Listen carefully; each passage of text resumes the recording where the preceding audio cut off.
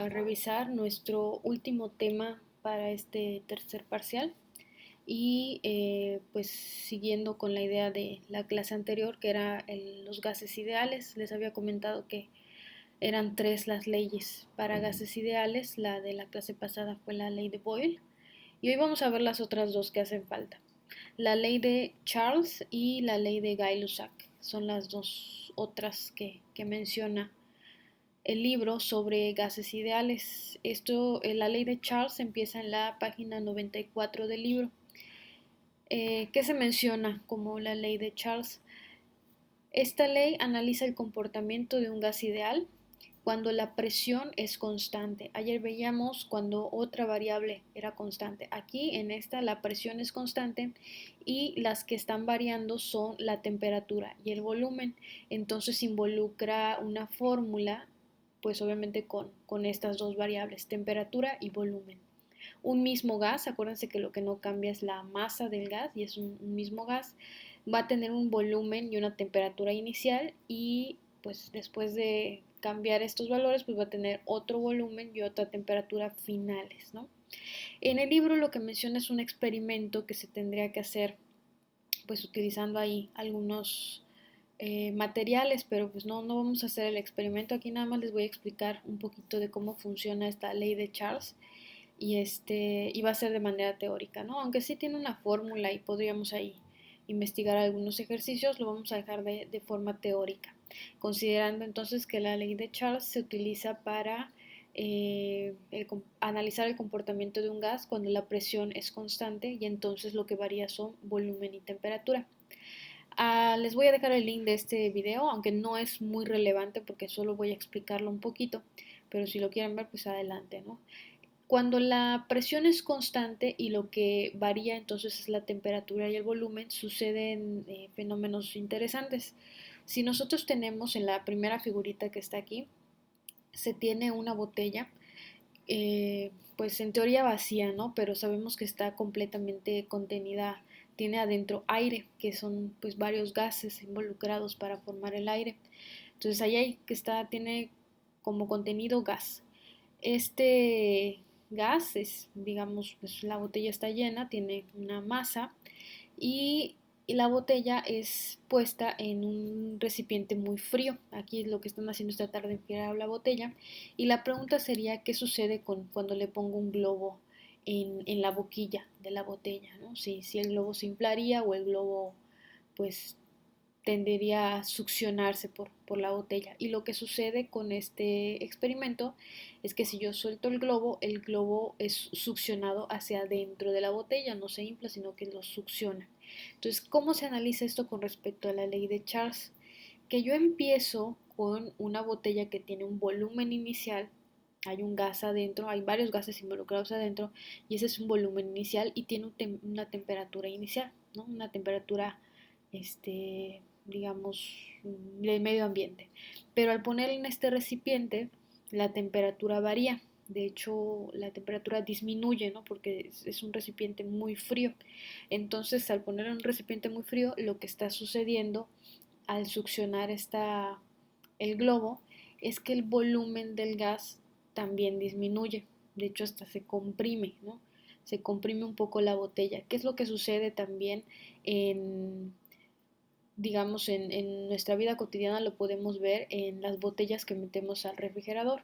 Si estas botellas no están del todo llenas y no están del todo selladas, lo que ocurre cuando meto una botella con un poco de agua al refrigerador es que tiende a como comprimirse un poco, ¿no? La botella se empieza como a arrugar y entonces lo que está sucediendo es que la temperatura exterior eh, pues del medio ambiente hace que la botella tenga un volumen, pero al meterla al refri la temperatura es menor y entonces el volumen del gas va a ser menor también. ¿Okay? Entonces ese es el análisis que se hace acerca de la ley de Charles.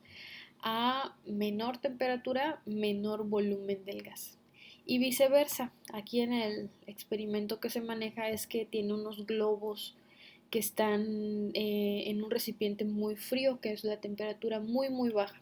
Tiene unos globos que están en temperatura muy baja y de hecho están hasta como desinflados, ¿no? Digamos. Esa es la forma en la que se ven, tiene una temperatura muy baja. Pero si los sacamos de ese recipiente que tiene temperatura baja, pues va a la temperatura exterior, donde es una temperatura más alta y lo que ocurre es que los globos se empiezan a inflar. Entonces también funciona a la inversa. Si tengo menor temperatura, aquí, si tengo menor temperatura, tengo menor volumen. Pero si lo que hago es al revés, si lo que hago es aumentar la temperatura, lo que sucede con este experimento es que también aumenta el volumen. Ese es el análisis que vamos a hacer respecto a la ley de Charles. Y nos quedamos en esa parte de la teoría. La siguiente o la última de los gases ideales es la ley de Gay-Lussac. Esta analiza el comportamiento de un gas ideal cuando ahora lo que no cambia, lo que permanece constante es el volumen. Entonces cada ley tiene cierto término constante, ya sea presión, temperatura o volumen. En el caso de la última de la ley, la que se mantiene constante es el volumen. Y entonces lo que varía son la presión y la temperatura. Tiene también su propia fórmula. La presión 1 entre la temperatura 1 es igual a la presión 2 entre temperatura 2. Y aquí pues el ejemplo más claro donde sucede este tipo de comportamientos es en una olla de presión. El volumen o el contenido o la comida que esté ahí adentro no cambia, siempre tiene el mismo volumen, tiene de hecho el gas contenido tiene la misma masa, pero sí cambian tanto la presión como la temperatura.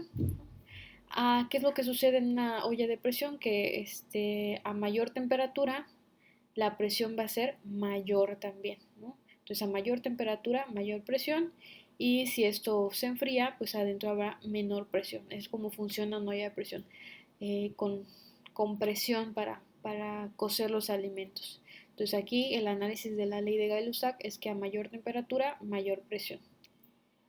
En este caso sí hay un ejemplo en el libro que vamos a analizar. El ejemplo está en la página 96, abajito, que es muy parecido al de la ley de Boyle que habíamos mencionado. Tengo este ejercicio donde voy a tratar de sacar los datos y mi fórmula de la ley de Gay-Lussac, ¿no? Presión 1 entre temperatura 1 es igual a presión 2 entre temperatura 2. Entonces vamos a leer el ejercicio. Me dice, encuentra la temperatura después de recibir una presión de 2000 pascales, entonces ahí voy apuntando mis datos, la presión está en pascales. Si inicialmente su temperatura es de 20 grados centígrados, apuntamos los 20 grados centígrados, y su presión de 500 pascales. Aquí creo que le faltó el 1. Debe decir 1500 pascales, porque aquí está 1500. Entonces, vuelvo a leer para que quede claro. Aquí me dan una temperatura después, entonces ahí yo creo que ya dije que era presión 1, pero no, es presión 2. Encuentra la temperatura después de recibir una presión de 2000 pascales. Entonces esa sería presión 2, 2000 pascales. Sí, ahora sí, inicialmente esa sería la temperatura inicial de 20 grados centígrados y su presión de, aquí va, 1500 pascales. ¿Okay? Entonces esas serían las iniciales.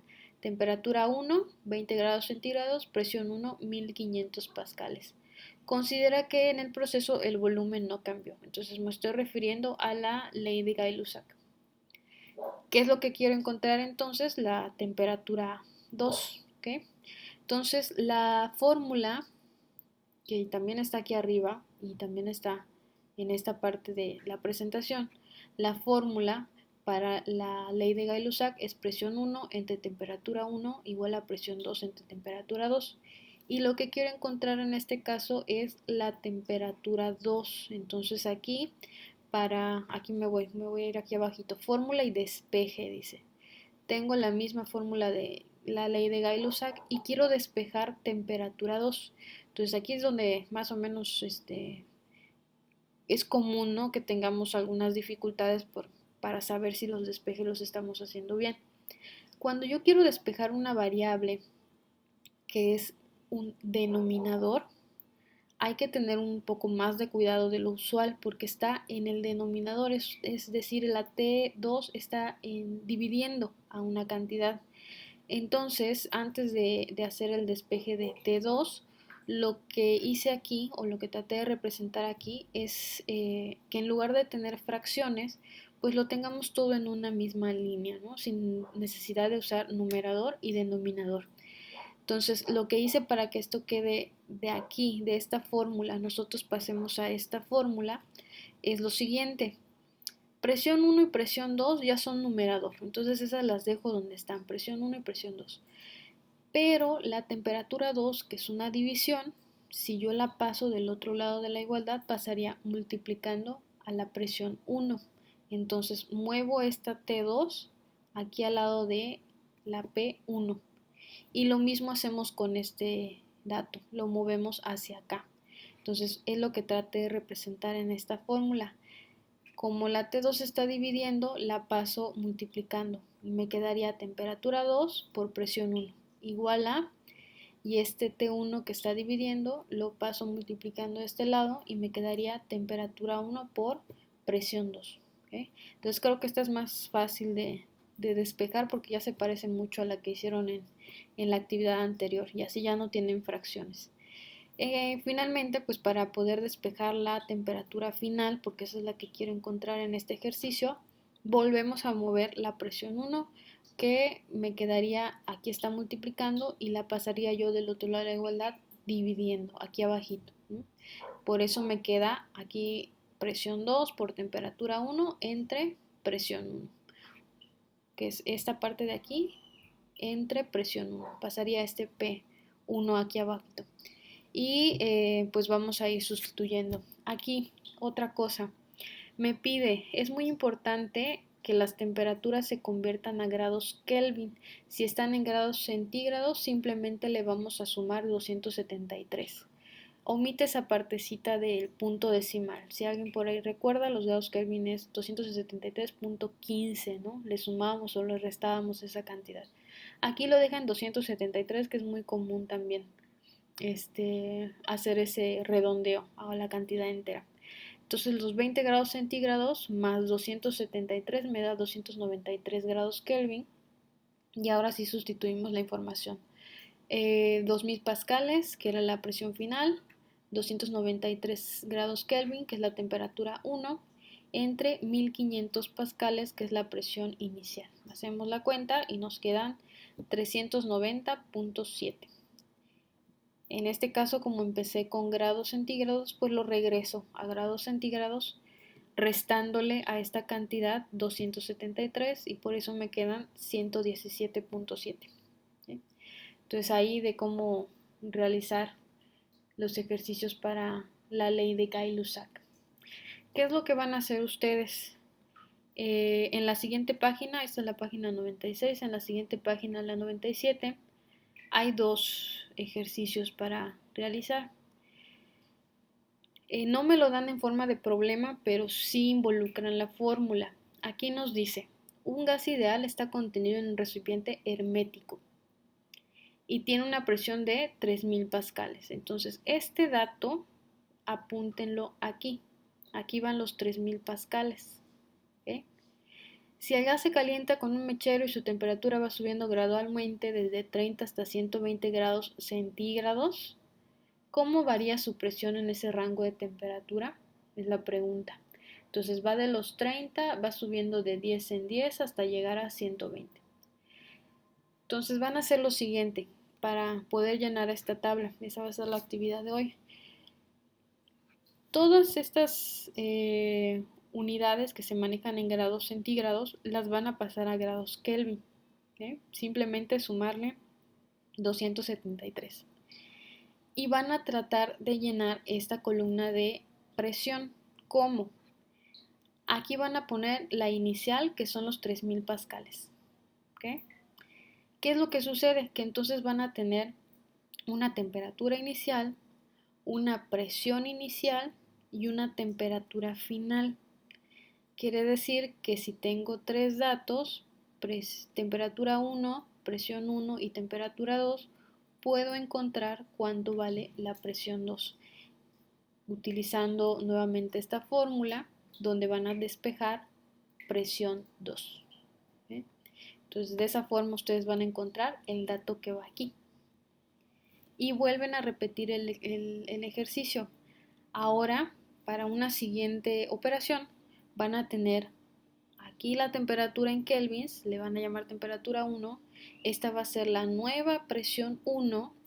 Van a tener la temperatura 2 y van a calcular nuevamente la presión 2. Entonces esto va como escalonado. ¿Okay? Entonces vuelvo a repetir a ver si queda claro. Tienen este dato. 30 más 273. Tienen este dato. Tienen la presión 1. Está acá, son 3000 pascales. Van a tener este dato porque es 40 más 273.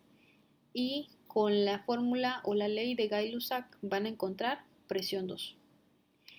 Y volvemos a repetir, ahora el dato que está aquí se va a llamar temperatura 1, este se va a llamar presión 1, el que está aquí se va a llamar temperatura 2 y van a calcular nuevamente presión 2. Y así van repitiendo hasta llegar a la última.